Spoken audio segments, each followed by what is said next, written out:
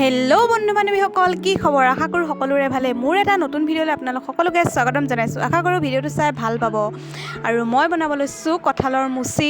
তৈয়াৰ কৰি আছোঁ, মানে কি কি লাগিব নালাগিব। এয়া হ'ল কঁঠাল, মই বইল কৰি থৈ দিছোঁ অলৰেডি, আৰু এতিয়া মই বনাওঁ। আৰু সকলোৱে মোৰ ভিডিঅ'টো like, comment, share and subscribe কৰি দিব, আৰু কাষতে থকা বেল আইকনটো প্ৰেছ কৰি দিব। মোৰ আহিবলগীয়া নতুন ভিডিঅ'ৰ ন'টিফিকেশ্যন পাই থাকিব।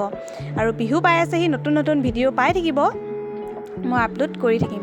এয়া মছলা ঢালি দিলোঁ, বিশেষকৈ নাই আৰু পিঁয়াজ অকণমান ঢালিছোঁ। মা মছলা ইমান নাখাওঁৱেই, কাৰণ ছোৱালীজনীকো দিম, সৰু ছোৱালী আছে যেতিয়া।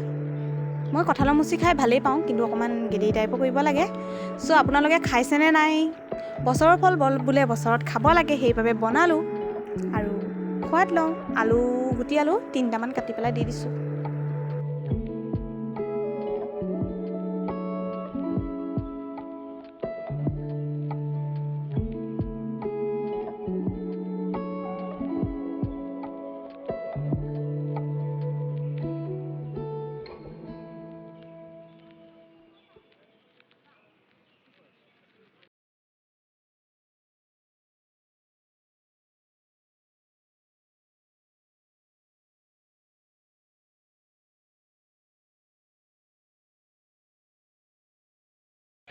হৈ গৈছে আৰু বেছিকণ নাই, আৰু অকণমান পানী অকণ শুকালে আৰু হৈ যাব। আৰু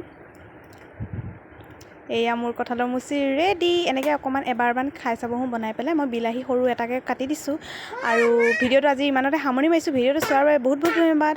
বাই বাই।